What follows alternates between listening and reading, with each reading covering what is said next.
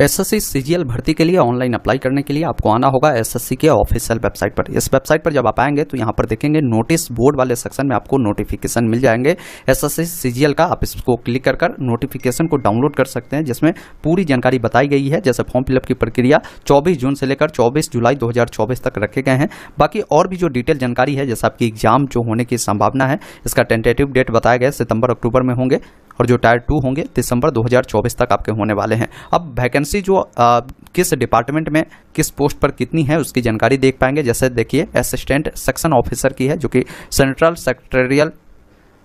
Secretarial service में है। Group B स्तर की पद है, जिसमें एज 20 से लेकर 30 वर्ष रखा गया है। इसके अलावा असिस्टेंट सेक्शन ऑफिसर का ही है, जो कि आईबी डिपार्टमेंट में है। ग्रुप बी स्तर की पद है, यहाँ पर 18 से 30 वर्ष इसमें रखा गया है।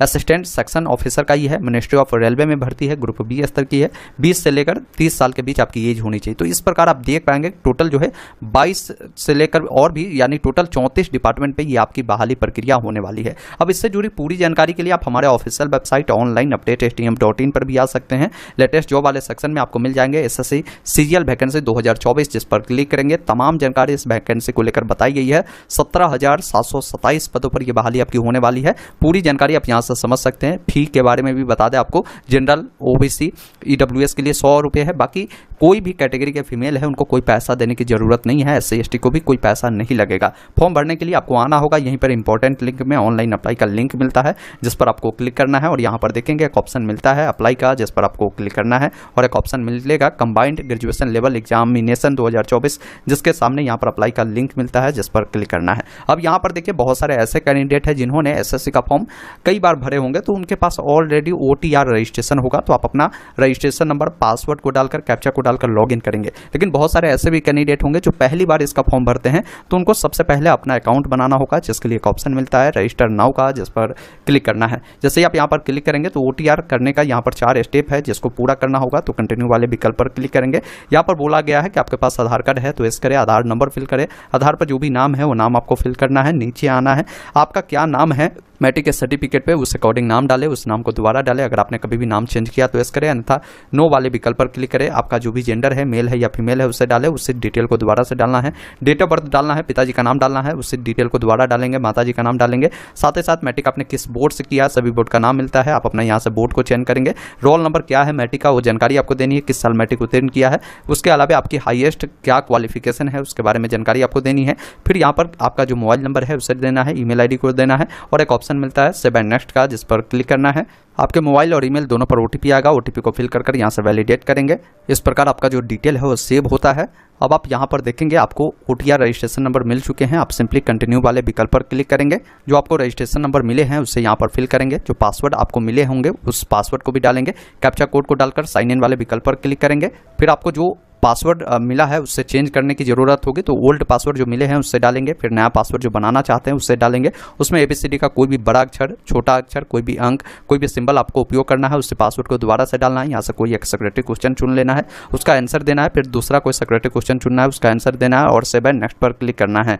फिर अपनी डिटेल को डालकर यहाँ से आप लॉगिन करेंगे। लॉगिन करने के बाद कुछ एडिशनल जानकारी भी आपको देनी होती है, जिसमें आपका जो भी कैटेगरी है, कैटेगरी को सेलेक्ट करेंगे, उस कैटेगरी को दोबारा से बताएंगे। नेशनलिटी में आपको इंडियन यहाँ से चयन करना है। फिर आपके शरीर में कोई ऐसा निशान हो जो कटा का हो, जला का हो, उसकी जानकारी आपको देनी है। 5 नंबर में दिव्यांगता के बारे में पूछा गया। अगर दिव्यांग है तो यस कर बताएंगे किस प्रकार की दिव्यांगता है। नहीं है तो आप इसे नो कर इसे छोड़ सकते हैं। फिर नीचे आएंगे, आपका परमानेंट एड्रेस जो भी होगा आप उसके बारे में अपनी जानकारी जो है 6 नंबर कॉलम में देंगे। स्टेट, डिस्ट्रिक्ट, पिन कोड आपको देना है। अगर आपका परमानेंट करस्पॉन्डेंट दोनों सेम है तो यस करेंगे, अलग अलग है तो फिल कर सेव एंड नेक्स्ट वाले विकल्प पर क्लिक करेंगे। एडिशनल डिटेल भी आपका सेव होता है, इससे यहाँ से क्लोज करेंगे। फिर आपको यहाँ पर डिक्लेरेशन देनी है। चेक बॉक्स पर टिक कर आपको डिक्लेयर वाले विकल्प पर क्लिक करना है। पहले आपको प्रीव्यू ओटीआर कर एक बार प्रीव्यू देख लेना कि जो जानकारी आपने दिया वो सही है या नहीं है। सही है तो यहाँ से क्लोज करेंगे और यहाँ से डिक्लेयर पे क्लिक करेंगे।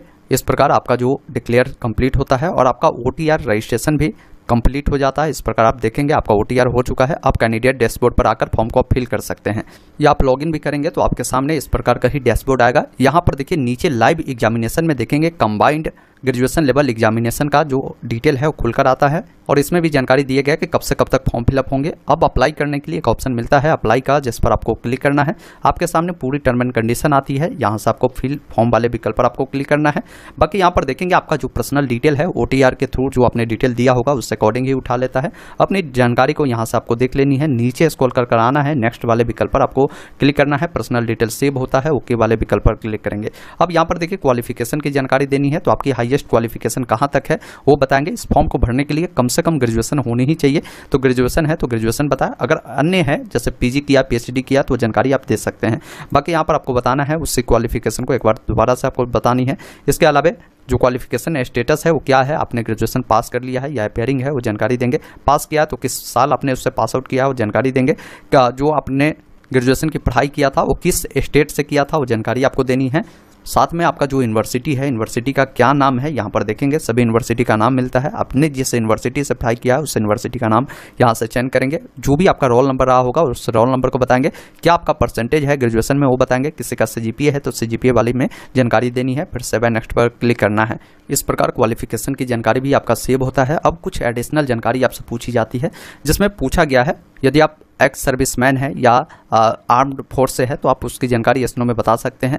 अगर आपको जो है एज में रिलैक्सेशन चाहिए तो आप SNO में जानकारी दे सकते हैं, चाहिए तो आप एस करेंगे। तो आपको बताना होगा कि आप जो है किस प्रकार के कैंडिडेट है, जैसे OBC वाले हैं, डिफरेंस पर्सन, डिसेबल्ड है, या आप सेंट्रल गवर्नमेंट सिविल एम्प्लॉयज है तो ये भी आप यहाँ से बता सकते हैं। नहीं चाहिए तो आप नो करेंगे, ये जानकारी नहीं देनी होगी।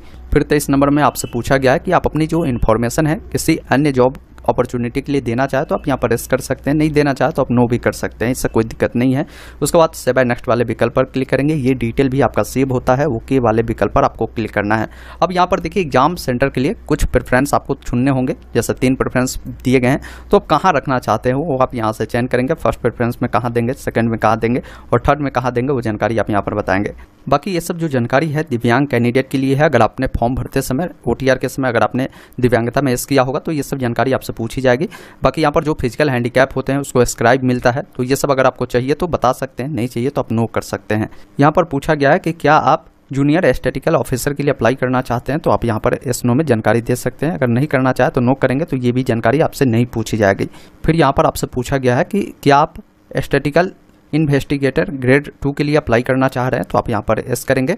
अगर आप एस करते हैं तो इसके लिए जो क्वालिफिकेशन है वो अगर आप फुलफिल करते हैं तो आप यहाँ पर एस करेंगे। और बताया भी गया है कि रेफरेंस के तौर पर कि आप इनके नोटिफिकेशन के पारा नंबर 8.2 को जब आप पढ़ेंगे तो उसमें क्वालिफिकेशन के ऊपर इन्होंने बताया है कि इस पद के लिए आपके पास कौन से क्वालिफिकेशन होनी चाहिए वो आप यहाँ से देख पाएंगे। तो अगर आप इस प्रकार एलिजिबल है तो यहाँ पर आप एस कर सकते हैं, नहीं है तो आप नो कर सकते हैं। उसके बाद एक ऑप्शन मिलता है सेव नेक्स्ट का, जिस पर क्लिक करना है।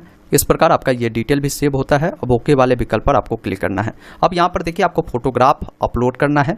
फोटोग्राफ आपका लाइव कैप्चर होता है, ये भी ध्यान रखिएगा। जब भी आप फोटो क्लिक करते हैं तो उस समय आपकी जो लाइटिंग है वो अच्छी होनी चाहिए और पीछे का बैकग्राउंड होगा वो प्लेन होनी चाहिए। बाकी बताया गया है कि जब आप फोटो क्लिक करते हैं उस समय आपकी जो ये फोकस है वो कैमरे के लेंस पे होनी चाहिए और फोटो लेते समय कोई भी कैप, कोई भी आपको मास्क या जो भी ग्लासेस है ये सब आपको नहीं उपयोग करना है। बाकी फ़ोटो आप यहाँ से अगर आप में वेब कैम है तो डायरेक्ट यहाँ से कैप्चर कर सकते हैं, अन्यथा आप इस QR कोड को स्कैन कर भी आप जो है फ़ोटो को कैप्चर कर सकते हैं। अब फोटो क्लिक करने के लिए आपको जो कैप्चर कैमरा है जिस पर क्लिक करना है और कैमरा को आपको अलाउ करना है। अब यहाँ पर देखेंगे एक रेड पट्टी आ रहा है। इस रेड पट्टी में जिस प्रकार आप पासपोर्ट आकार का फोटो खींचते हैं उसी अनुसार इस रेड पट्टी के बीच में आकर फोटो क्लिक करना है। इस प्रकार आपका फोटो कैप्चर होता है, थोड़ा सा लोडिंग लेगा और फोटो आपका जो है इस प्रकार सेव होगा। इस प्रकार फोटो आपका अप्रूव्ड होगा। अगर आपको दोबारा से क्लिक करना है तो यहाँ से क्लिक कर सकते हैं। उसके बाद सेव वाले विकल्प पर क्लिक करेंगे। फिर नीचे आना है, आपको सिग्नेचर अपलोड करना है। सिग्नेचर 10 से 20 KB में होगा, वो भी आपको बताया गया। सिग्नेचर जब भी आप करते हैं तो आपको व्हाइट पेपर लेना है और उसी पे सिग्नेचर करना है, उससे यहाँ से अपलोड करेंगे। फिर सेव एंड नेक्स्ट वाले विकल्प पर क्लिक करेंगे। उसके बाद आपके सामने फॉर्म का प्रीव्यू आता है। प्रीव्यू में सभी जानकारी को देखना है, जो जानकारी आपने फिल किया है सभी जानकारी सही है तो एक ऑप्शन मिलता है सेव एंड नेक्स्ट का, जिस पर क्लिक करना है। अब यहाँ पर आपको डिक्लेरेशन देनी है, चेक करना है, एग्री कर कैप्चा को डालकर सेव एंड नेक्स्ट वाले विकल्प पर आपको क्लिक करना है। इस प्रकार आपका फॉर्म जो है सेव होता है। अगर पेमेंट आपको नहीं लगता तो डायरेक्ट इसका प्रिंट आउट आप ले सकते हैं। अगर आपको पेमेंट लगता है तो मेक पेमेंट वाले विकल्प पर क्लिक करना है और 100 रुपये का पेमेंट करना होगा। पे वाले विकल्प पर क्लिक करेंगे। थोड़ा सा भी प्रॉब्लम है पेमेंट गेटवे पे, आप कुछ देर बाद जो है पेमेंट कर लेंगे और उसके बाद यहीं से जो है आप अपना प्रिंट आउट भी ले सकते हैं।